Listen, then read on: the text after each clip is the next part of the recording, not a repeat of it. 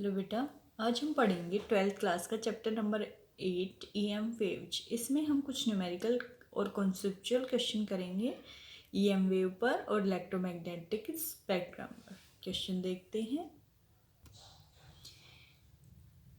Which one of the following is the property of a monochromatic plane electromagnetic wave in free space? आपके पास चार option है, आपको बताना है कि इनमें से कौन सी प्रॉपर्टी EM वेव की फ्री स्पेस में एग्जिस्ट करती है। फर्स्ट है electric and magnetic field have a phase difference of π/2। गलत हो गया, क्योंकि किसी भी इलेक्ट्रोमैग्नेटिक वेव में electric and magnetic field in phase होते हैं और इन द फेज, तो फेज डिफरेंस उनमें नहीं आएगा π/2 का। नेक्स्ट है the energy contribution of both electric and magnetic fields are equal. ये सही है, क्योंकि EM वेव में को जब हम फ्री स्पेस में छोड़ते हैं तो जो भी एनर्जी कॉन्ट्रीब्यूशन होता है वो दोनों में इक्वल इक्वल डिवाइड हो जाता है, इलेक्ट्रिक फील्ड में भी और मैग्नेटिक फील्ड में। तो हमारा राइट आंसर ये हो गया। आगे देख लेते हैं। Direction of propagation is given by B cross C। ये गलत है, क्योंकि direction of propagation given by होती है E क्रॉस B। E पहले आता है और B बाद में। और आपको पता है क्रॉस प्रोडक्ट की प्रॉपर्टी होती है, अगर आगे पीछे उल्टा लिख दे तो डायरेक्शन भी अपोजिट हो जाती है। तो राइट आंसर क्या होगा इसमें? E cross B। नेक्स्ट है the pressure exerted by the wave is the product of its speed and energy density। ये भी गलत है, क्योंकि जो pressure exerted by the wave is equal to energy density के इक्वल होता है, डायरेक्टली प्रोडक्ट के इक्वल नहीं होता। नेक्स्ट क्वेश्चन करते हैं। The ratio of amplitude of magnetic field to the amplitude of electric field for an electromagnetic wave propagating in vacuum is equal to। आपको ratio बतानी है उसके एम्पलीट्यूड की magnetic field to the electric field. देखो बेटा, आप सभी को पता है C की वैल्यू होती है E/B, और यहाँ पे आपसे किसकी वैल्यू पूछ ली? B/E। मैग्नेटिक फील्ड ऊपर और इलेक्ट्रिक फील्ड नीचे, यानी कि अगर आप C = E/B होता है, आप उसको रेसिप्रोकल करते हैं तो क्या आ जाएगा? 1/C = B/E, यानी कि 1/C। तो हम कह सकते हैं reciprocal of speed of light in vacuum. Right answer मेरा क्या हो जाएगा? सेकंड हो जाएगा। रेसिप्रोकल ऑफ स्पीड यानी कि 1/C of light in vacuum. Next question की स्टेटमेंट देखते हैं बेटा। A plane electromagnetic wave travels in free space along x direction. Direction क्या दे रखी है? x direction. If the value of B in tesla at a particular point in space and time is, magnetic field की value दे रखी है 1.2 × 10⁻⁸ K cap, यानी कि मैग्नेटिक फील्ड के डायरेक्शन K कैप किसको दिखाता है? Z डायरेक्शन में होगा। आपसे पूछा गया है इलेक्ट्रिक फील्ड की वैल्यू क्या होगी। सबसे पहले तो हम डायरेक्शन निकाल सकते हैं। एक्स डायरेक्शन में कौन जा रहा है? वेव ट्रेवल कर रही है। बी डायरेक्शन में जेड डायरेक्शन में कौन है? Magnetic field. तो बचा क्या? Y direction. वाई डायरेक्शन में क्या आ जाएगा? इलेक्ट्रिक फील्ड, क्योंकि तीनों एक दूसरे की क्या होती है? परपेंडिकुलर होती है।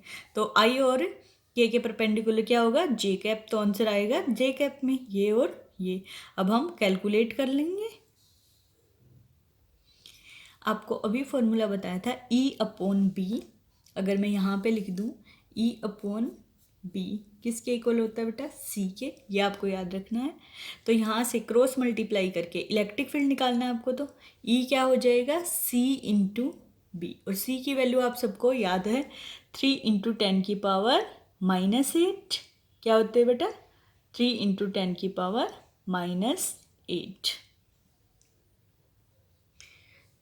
+8 होता है बेटा। C की वैल्यू क्या होती है? 3 × 10⁸। जब हम यहाँ पे वैल्यू पुट करेंगे E = C × B, C की वैल्यू 3 × 10⁸ × 1.2 × 10⁻⁸। 10⁻⁸ से 10⁻+8 क्या हो जाएगा? कैंसिल हो जाएगा। 3 × 1.2 कितना आ जाएगा? 3.6। 3.6 कहाँ है? इसमें है और इसमें है। के डायरेक्शन में तो होगा नहीं, क्योंकि मैग्नेटिक फील्ड है। तो बचा क्या? इलेक्ट्रिक फील्ड जे डायरेक्शन में था। तो मेरा राइट आंसर क्या हो जाएगा? यही हो जाएगा। आसान सा न्यूमेरिकल है, बस आपको यही फॉर्मूला याद रखना है E/B = C। नेक्स्ट करते हैं। A plane electromagnetic wave of frequency 25 MHz, frequency given है 25 MHz, travel in free space along X direction, direction given है X direction, at a particular point in space and time, electric field की value given है E, magnitude of magnetic field B निकालना है आपको। तो आपको अभी फॉर्मूला बताया था E upon B equal to क्या है सी, अगर यहाँ से बी निकालना हो तो क्या आ जाएगा ई अपॉन सी। 6.3 गिवन है, 6.3 अपॉन 3 इंटू 10 की पावर +8, ऊपर पावर जाके क्या हो जाएगी -8, और 3 को 6.3 से डिवाइड करेंगे कितना आएगा बेटा 2.1, तो राइट आंसर 4 हो जाएगा। बिल्कुल इजी क्वेश्चन है, सिर्फ आपको E upon B equal to C याद रखना है। क्या हो जाएगा आपके पास 3 इंटू 10 की पावर +8 से डिवाइड करेंगे तो ऊपर जाके क्या हो जाएगा 2.1 इंटू 10 की पावर -8 टेस्ला। नेक्स्ट करते हैं, magnitude of magnetic field at a harmonic EM wave in vacuum B nought given है, एम्पलीट्यूड ऑफ इलेक्ट्रिक फील्ड निकालना। फिर से वही फार्मूला लगेगा E upon B equal to C, यहाँ से क्रॉस मल्टीप्लाई करके ई क्या आ जाएगा C B nought, value put करोगे 3 इंटू 10 की पावर 8, और n नैनो है तो इसको कन्वर्ट कर लोगे टेस्ला में, 10 की पावर -9 से मल्टीप्लाई हो जाएगा और आंसर आ जाएगा। ये आपको खुद करना है सॉल्व। नेक्स्ट क्वेश्चन करते हैं, आंसर बता देती हूँ बेटा, ये आएगा। नेक्स्ट करते हैं, a plane EM wave of frequency 50 megahertz, frequency given है 50 megahertz, travel in free space along the X direction at a particular point, E की वैल्यू गिवन है, at this point B is equal to. Frequency का कोई लेना देना नहीं होता क्योंकि फ्रीक्वेंसी पे इलेक्ट्रिक और मैग्नेटिक फील्ड डिपेंड नहीं करता, तो वही फॉर्मूला लगेगा E upon B equal to C. यहाँ से ई की वैल्यू गिवन है, बी आपके पास क्या हो जाएगा ई अपॉन सी, वही इसको 3 इंटू 10 की पावर 8 से डिवाइड करना है। आप कैलकुलेट करके देख सकते हैं, आपके पास वही जो ऊपर न्यूमेरिकल कराया था सेम है, सिर्फ तब डायरेक्शन गिवन नहीं थी, अब की बार क्या है डायरेक्शन भी गिवन है। आंसर ये हो जाएगा। वैसे तो न्यूमेरिकल आंसर यही आएगा, और वैसे डायरेक्शन मैच करनी हो तो एक्स डायरेक्शन में आपको वेव ट्रेवल कर रही है, वाई डायरेक्शन में इलेक्ट्रिक फील्ड है, तो ऑब्वियसली जेड डायरेक्शन में क्या होगा मैग्नेटिक फील्ड हो जाएगा। नेक्स्ट करते हैं, Question number 37. The frequency of EM wave which is best suitable to observe a particle of radius 3 into 10 की power -4 centimetre is order of. आपको रेडियस दे रखी है, आपको पता है रेडियस मीटर और सेंटीमीटर में होती है, सेंटीमीटर में गिवन है, मीटर में कन्वर्ट कर लेंगे। रेडियस हमने मान लिया किसके इक्वल है वेवलेंथ के, वेवलेंथ भी मीटर में होती है, तो लैम्डा इक्वल टू क्या आ गया 3 इंटू 10 की पावर -4। आपको पता है लैम्डा इंटू न्यू क्या होता है सी, यहाँ से सी की वैल्यू सबको पता, 3 इंटू 10 की पावर 8, न्यू निकाल देंगे हम, देखते हैं कितना आता है। क्वेश्चन नंबर 37 बेटा, हमने lambda equal to R suppose कर लिया, 3 इंटू 10 की पावर -4 सेंटीमीटर था, मीटर में कन्वर्ट किया। अब आपको फॉर्मूला पता है न्यू इंटू लैम्डा यानी कि wavelength into frequency equal to speed of light. Frequency निकाल देंगे C upon lambda, value put करेंगे, सी की वैल्यू याद होनी चाहिए 3 इंटू 10 की पावर 8 मीटर पर सेकेंड, 100 हो गया है 10 की पावर 14 यूनिट होती है फ्रीक्वेंसी की हर्ट्ज। ये आपको सॉल्यूशन दे रखे हैं, पहले जो क्वेश्चन को आए थे ई नोट अपॉन बी नोट क्या था बताया था, सी बी उल्टा करेंगे तो रेसिप्रोकल के इक्वल आ जाएगा। नेक्स्ट आपको बी गिवन है, ई निकालना है तो क्या हो जाएगा बी इंटू सी, वैल्यू पुट करेंगे आ जाएगा, आपको करा दिया था जो ओरली क्वेश्चन। नेक्स्ट है ई की वैल्यू गिवन है, फिर से E upon B equal to C, B निकाल देंगे ई अपॉन सी, 16 होके आ जाएगा मेरे पास। ये वो क्वेश्चन जो आपको अभी थोड़ी देर पहले बताए थे कि कैसे होंगे, ठीक है आप कर सकते हैं। B equal to E upon C, 6.3 given है, 3 इंटू 10 की पावर 8 सी की वैल्यू होती है, सोल्व करेंगे 2.1 इंटू 10 की पावर ऊपर जाके -8, और बी मैग्नेटिक फील्ड की यूनिट आपको याद होनी चाहिए, ऐसा यूनिट क्या होता है टेस्ला, और इलेक्ट्रिक फील्ड की क्या होती है वोल्ट पर मीटर। अगर आई जे की डायरेक्शन गिवन होती तो हम डायरेक्शन भी निकाल देते, जैसे इस वाले क्वेश्चन में निकाल दी थी। अब आपको बस एक ही फॉर्मूला याद होना चाहिए, बार बार बताया गया है, E upon B equal to C. C fix है 3 इंटू 10 की पावर 8 मीटर पर सेकेंड, 10 की पावर 8 प्लस का होता है स्पीड ऑफ लाइट में।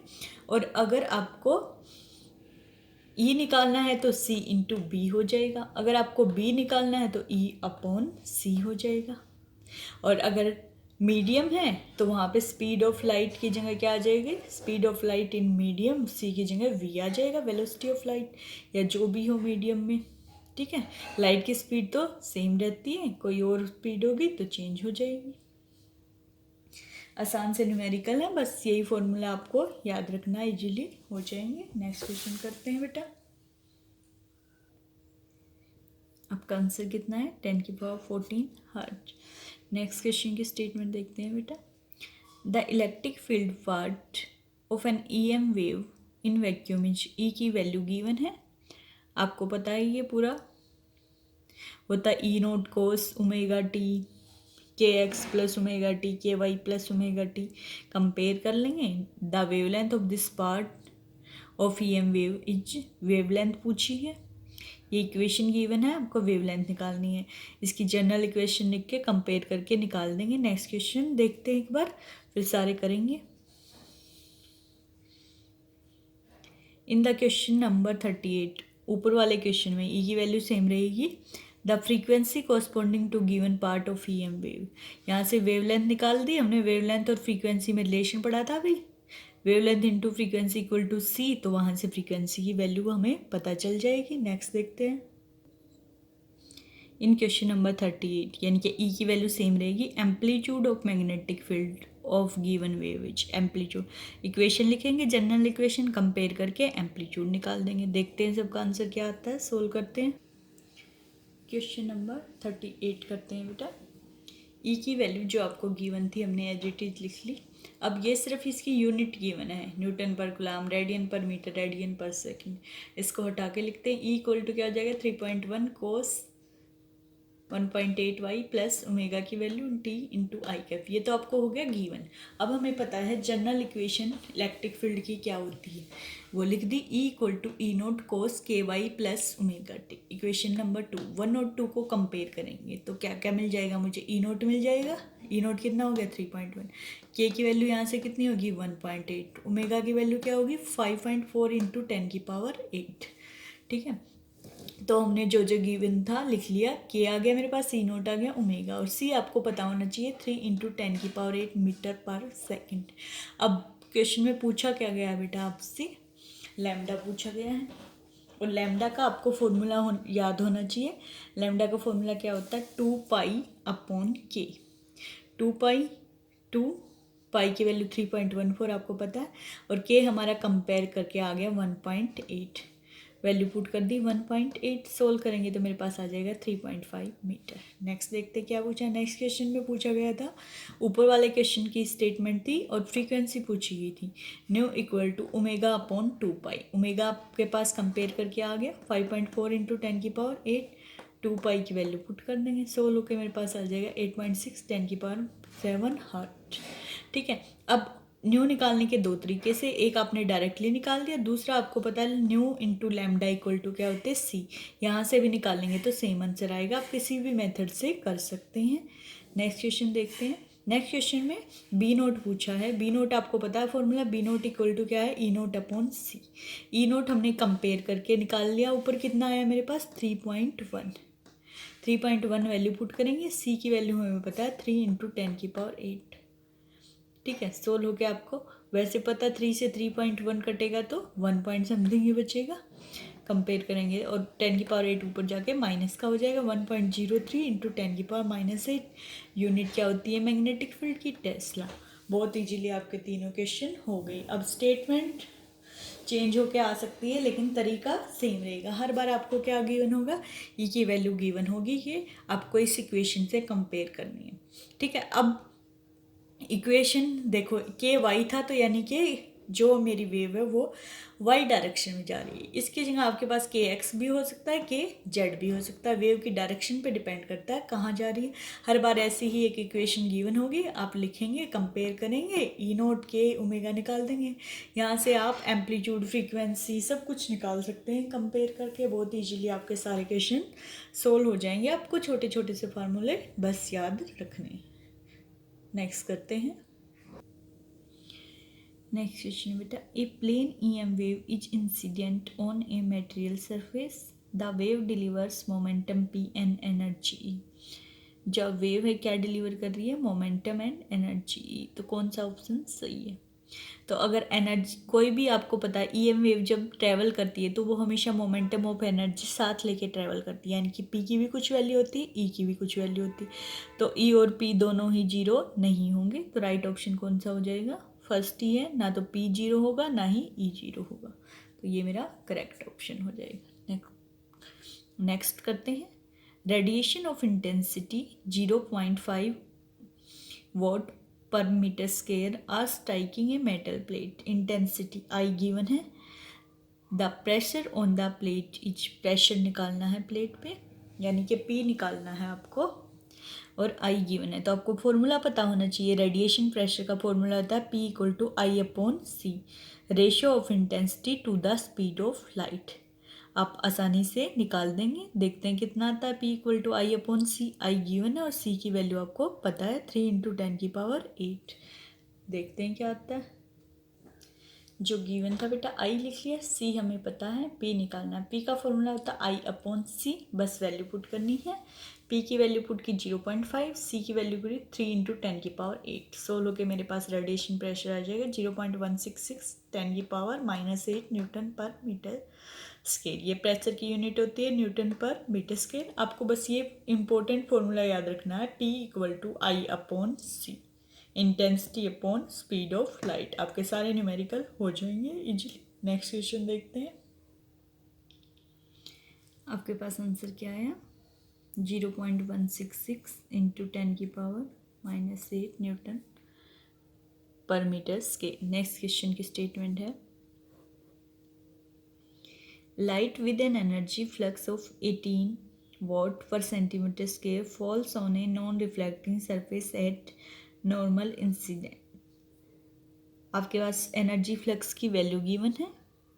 If the surface has an area of 20 centimetre square, area की वैल्यू गिवन है 20 सेंटीमीटर स्क्वायर, लिख लेंगे दोनों चीज़ें। If average force exerted on the surface during a 30 minute time Spain is. आपके पास एवरेज फोर्स की value निकालनी है, टाइम गिवन है 30 मिनट। इन सबको हम पहले क्या करेंगे बेटा, एसआई यूनिट में कन्वर्ट कर लेंगे, मिनट को सेकंड में, सेंटीमीटर को मीटर में, सारी चीज़ें लिखेंगे और फोर्स की वैल्यू निकाल देंगे। जो जो गिवन है देखते हैं क्या आता है। जो जो गिवन था बेटा वो लिख लिया। फाई गिवन था आपको, एरिया गिवन था, टाइम गिवन था। एसआई यूनिट में कन्वर्ट करेंगे, सेंटीमीटर पर स्क्वायर है तो 10⁻⁴ से मल्टीप्लाई हो जाएगा, सेंटीमीटर स्क्वायर है तो 10⁻⁻4 से मल्टीप्लाई हो जाएगा। टाइम 30 मिनट है, सेकंड में कन्वर्ट करना है तो 60 को यहाँ पे सोल्व भी कर सकते हो, कितना आएगा 1800 या 1.8 × 10⁻³ सेकेंड, या एज इट इज लिखो कैलकुलेशन में, कोई फर्क नहीं पड़ता। Average force exerted on the surface required है, तो फोर्स निकालने के लिए हमें पहले क्या निकालना पड़ेगा, मोमेंटम, और मोमेंटम के लिए पहले मुझे क्या चाहिए, एनर्जी। तो पहले मैं सबसे पहले क्या निकाल दूंगी, टोटल एनर्जी। टोटल एनर्जी मेरे पास, क्यों निकाली एनर्जी, क्योंकि जो चीज़ें गिवन है इससे मुझे क्या निकाल सकती हूँ मैं, एनर्जी। एनर्जी का फॉर्मूला होता है flux into area into time. ठीक है, सबकी वैल्यू पुट करी, सोल होके मेरे पास आ जाएगा 6.48 × 10⁵ जूल। अब एनर्जी के फॉर्मूले से मोमेंटम निकालते हैं। हमने लिख लिया टोटल मोमेंटम, पी से डिनोट करते हैं, क्या होता है, total energy upon speed of light. Momentum का फॉर्मूला पढ़ा था हमने, P equal to U upon C. Value put करेंगे, यू की जो है, सी की आपको याद है, वैल्यू आ गई मेरे पास 2.16 10⁻³ यूनिट होती किलोग्राम मीटर पर सेकेंड। अब हमें according to Newton second law force पता है, directly proportion to rate of change of linear momentum, dp upon dt। क्या आ गया, एवरेज फोर्स निकालना है तो क्या हो जाएगा, P अपॉन टी निकाल देंगे। P की वैल्यू ये पुट करी, T टाइम 30 × 60 था, वैल्यू पुट करी, जो भी आया क्या आ गया, 1.2 × 10⁻⁻6 न्यूटन फोर्स की वैल्यू होती है, एवरेज फोर्स आ गया। थोड़ा सा आसान है लेकिन लंबा न्यूमेरिकल हो गया। ठीक है, तो पहले आपको क्या निकालना, एनर्जी, फिर मोमेंटम, और वहाँ से क्या आ जाएगा आपके पास, फोर्स, पर आपका इजीली हो जाएगा। थोड़ी सी प्रैक्टिस की जरूरत है, धीरे धीरे आपका कम टाइम में सोल्व होने शुरू हो जाएंगे न्यूमेरिकल। नेक्स्ट क्वेश्चन करते हैं बेटा, the RMS value of the electric field of the light coming from the sun is 720 newton per coulomb. RMS value of electric field आपको गिवन है ERMS, average total energy density of electromagnetic wave निकालनी है। आपके पास E given है, U निकालना है, देखते हैं कितना आता है। ERMS आपको गिवन था बेटा, total average density of energy निकालनी है, U एवरेज से डिनोट करते हैं। अब आपको फॉर्मूला पता होना चाहिए, U average energy density equally divide होती है इलेक्ट्रिक फील्ड में और मैग्नेटिक फील्ड में। हमारे पास फॉर्मूला होता है half epsilon not E square RMS plus half mu naught B square RMS। ये भी लगा सकते हैं या फिर हमें डायरेक्टली फॉर्मूला याद होना चाहिए। क्या हो जाता है, U एवरेज मेरे पास सोल्व होके कितना आया, epsilon not E square RMS। तो मेरे पास 1 है, 1 को लिखो ना लिखो कोई मैटर नहीं करता। तो फॉर्मूला बन जाता है एवरेज एनर्जी डेंसिटी का E नॉट यानी कि epsilon not E square RMS। कैसे आया वो देख लेते हैं एक बार। मेरे पास ये फॉर्मूला है, ये फैक्टर एज इट इज। अब B की वैल्यू तो गिवन नहीं है, या तो हम ये कर सकते हैं कि हमें E गिवन है, E से हम डायरेक्टली क्या निकाल ले, B निकाल ले। ठीक है, वो वैल्यू पुट करके भी हो जाएगा, नहीं तो यहाँ पे B की वैल्यू पुट कर देते हैं। B क्या होता है, E अपॉन C पुट कर दिया, ERMS अपॉन C। क्या आया मेरे पास, E square RMS upon C square. अब मुझे C का फॉर्मूला पता है, क्या है, 1 upon mu naught epsilon note उसका अंडर द रूट। यहाँ से मैं C स्केयर निकालूंगी तो क्या हो जाएगा, 1 upon mu naught epsilon note, और उसको रेसिप्रोकल कर दूं, मुझे तो 1 अपॉन C स्केयर चाहिए, तो क्या हो जाएगा 1 अपॉन C स्केयर, ये उल्टा हो जाएगा mu naught epsilon note. Value put करते हैं हम, 1/2 mu naught E square RMS, 1/C square की वैल्यू क्या होगी, म्यू नोट एप्सिलॉन नोट। यहाँ से आई, क्रॉस मल्टीप्लाई करो और रेसिप्रोकल करो, जैसे आपको समझ आए कर सकते हैं। म्यू नोट से म्यू नोट कैंसिल हो गया मेरा, क्या बचा, एप्सिलॉन नोट को आगे लिख सकती हूँ, half epsilon note E square RMS। ये पहले से फैक्टर क्या चल रहा था मेरे पास, सेम चल रहा था, half epsilon note E square RMS। दोनों में कॉमन है, कॉमन ले लेंगे, 1/2 प्लस 1/2 कितना हो जाएगा, 1 epsilon note E square RMS। ये आपको डायरेक्ट भी याद होना चाहिए और निकाल के भी दिखा दिया कि कैसे आया। ठीक है, डायरेक्ट याद है तो न्यूमेरिकल आसानी से हो जाएगा, नहीं याद तो आप ऐसे भी कर सकते हैं। तो मेरे पास U एवरेज क्या हो गया, 1 तो as it is, epsilon naught की वैल्यू आपको पता होनी चाहिए 8.85 इंटू 10⁻⁻12, ये कॉन्स्टेंट है permittivity in vacuum, into ERMS क्या थी 720 और उसका स्केयर। सोल्व करेंगे तो मेरे पास आ गया 4.58 इंटू 10⁻⁻6। अब आपको यूनिट याद रखनी है, आप एनर्जी देख के यूनिट क्या लिख देते हैं, जूल, लेकिन एनर्जी डेंसिटी है, और एनर्जी डेंसिटी का क्या मतलब होता है, एनर्जी पर यूनिट वॉल्यूम, और वॉल्यूम की यूनिट क्या होती है, metre cube. Per unit volume ऊपर जाके क्या हो जाएगा, मीटर माइनस क्यूब, तो क्या हो जाएगी unit, joule per metre cube. आसानी से हो गया, अगर आपको फॉर्मूला याद है तो 2 लाइन का क्वेश्चन है, नहीं भी याद तो आप निकाल सकते हैं। अब हम कुछ क्वेश्चन करते हैं बेटा इलेक्ट्रोमैग्नेटिक स्पेक्ट्रम पे, मोस्टली कॉन्सेप्चुअल क्वेश्चन है लेकिन ईजी है। फर्स्ट क्वेश्चन देखते हैं, which of the following rays is not an electromagnetic wave. आपको ऑप्शन दिए है एक्स रे, बीटा रे, गामा रे, हीट रे।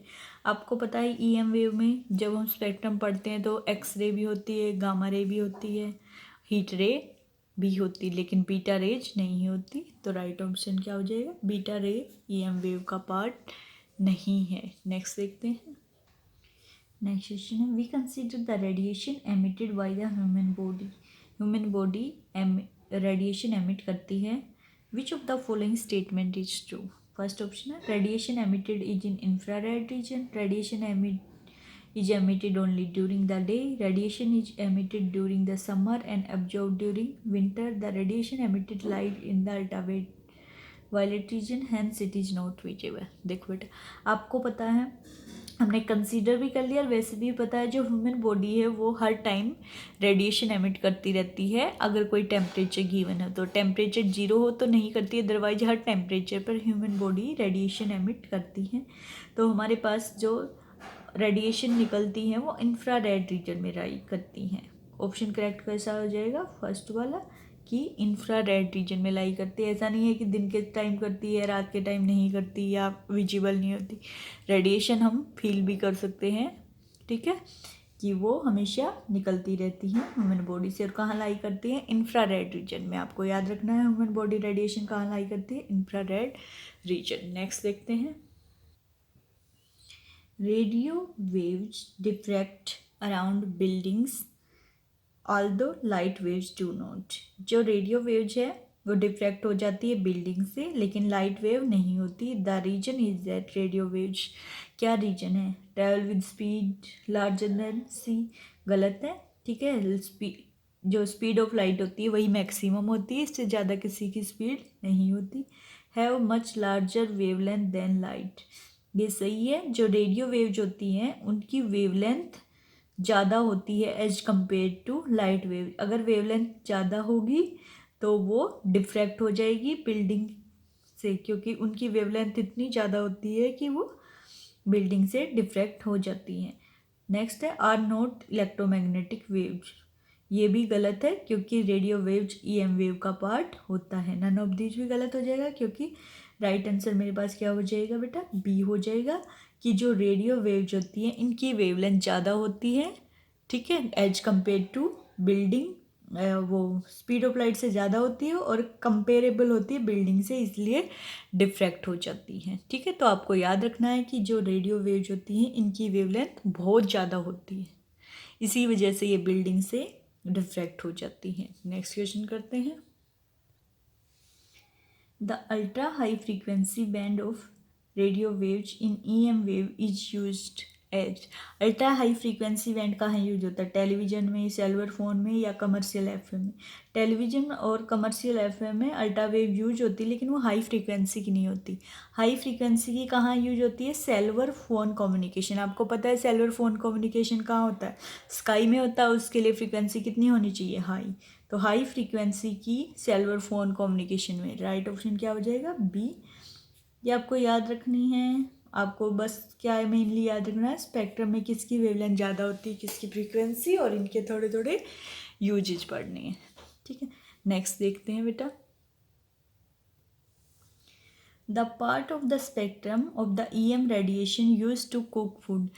खाने को बनाने के लिए कौन सा पार्ट यूज किया जाता है? आप सबको पता है अल्ट्रावायलेट नहीं हो सकता, एक्सरे नहीं, कॉस्मिक वेव नहीं, माइक्रोवेव। सबने अपने घरों में नाम, किसी के घर में नहीं भी है तो अपने नाम तो सुना है कि माइक्रोवेव खाना गर्म करने के लिए या खाना बनाने के लिए यूज होता है। तो माइक्रोवेव उसका नाम क्यों पड़ा? क्योंकि उसमें माइक्रोवेव रेडिएशन की वजह से ही क्या होता है? खाना बनता है। तो इसलिए राइट आंसर हो जाएगा डी, माइक्रोवेव। ठीक है, ये घरों में बहुत यूज होता है आजकल। नेक्स्ट क्वेश्चन है बेटा, frequency of radiation arising from two close energy levels in hydrogen known as Lamb shift is 1057 megahertz. Frequency देखो बहुत ज़्यादा है, megahertz nu equal to, megahertz का मतलब क्या आता है? Into 10⁶ hertz. This frequency fall in which range of EM waves. ठीक है, मेगाहर्ट अब हमें बताना है फ्रीक्वेंसी किसकी होती है। अब हमें पता है फ्रीक्वेंसी बहुत ज़्यादा है और वेवलेंथ शॉर्ट हो जाएगी, क्योंकि वेवलेंथ और फ्रीक्वेंसी एक दूसरे की क्या होती है? रेसिप्रोकल होते हैं। आपको ये बात याद रखना है, जिसकी फ्रीक्वेंसी ज़्यादा वेवलेंथ कम फ्रीक्वेंसी ज़्यादा, क्योंकि एक दूसरे के इन्वर्सली प्रोपोर्शनल है। और मेगा हर्ट में फ्रीक्वेंसी किसकी होती है? रेडियो वेव्स की। आपको याद रखना हमेशा mega hertz frequency, high frequency short wavelength किसकी होती है? रेडियो वेव्स की। ठीक है, और रेडियो वेव्स कहाँ यूज की जाती है? आपकी रेडियो में भी, एफएम में भी यूज होती है। तो राइट आंसर क्या हो जाएगा? डी हो जाएगा। नेक्स्ट क्वेश्चन देखते हैं बेटा। A microwave and an ultrasonic sound wave have the same wavelength. Their frequencies are in the ratio of approximately. हमें बताना है कि माइक्रोवेव और अल्ट्रासोनिक साउंड वेव की फ्रीक्वेंसी की रेशियो निकालनी है। तो हमें उसके लिए पता होना चाहिए कि माइक्रोवेव रेडिएशन की फ्रीक्वेंसी होती है, आपको याद रखना, 10⁻11 हर्ट, और अल्ट्रासोनिक साउंड वेव की होती है अप्रोक्सीमेटली 10⁵ हर्ट। दोनों की रेशियो कितनी हो जाएगी? 10⁻11/5 कितना बचाएगा ऊपर जाके? 10⁶। तो मेरे पास राइट आंसर क्या हो जाएगा? सी। कितनी होती है? 10⁶, और यूनिट हो जाएगी हर्ट। नेक्स्ट क्वेश्चन है बेटा, the waves use by artificial satellite for communication. Communication में आर्टिफिशियल सैटेलाइट में कौन सी यूज होती है? आपको याद रखना, माइक्रोवेव। माइक्रोवेव फर्स्ट ऑप्शन हो जाएगा। माइक्रोवेव का यूज कहाँ किया जाता है? कम्युनिकेशन में। और दूसरा माइक्रोवेव का इंपॉर्टेंट यूज क्या बताया था? खाना बनाने में। ठीक है, टू कुक। नेक्स्ट है which waves are use in sonography, sonography में कौन सी वेव यूज होती है? ऑप्शन देखते हैं, माइक्रो, इंफ्रा, रेडियो, अल्ट्रासोनिक। आप सभी ने पढ़ा होगा सोनोग्राफी में कौन सी यूज होती है हॉस्पिटलों में? अल्ट्रासोनिक वेव्स, जो इंस्ट्रूमेंट होते हैं उन पर लिखा भी होता है, ठीक है। अल्ट्रासोनिक वेव का यूज कहाँ किया जाता है? सोनोग्राफी में। ये आपको डायरेक्ट याद करने हैं, स्पेक्ट्रम, उनकी वेवलेंथ, फ्रीक्वेंसी और उनके दो दो तीन तीन यूज, यहीं से इजी क्वेश्चन जो आते हैं वो आपको पढ़ाए जा रहे हैं। नेक्स्ट बेटा, which of the following EM wave play an important role in maintaining the earth warmth और average temperature through the greenhouse effect?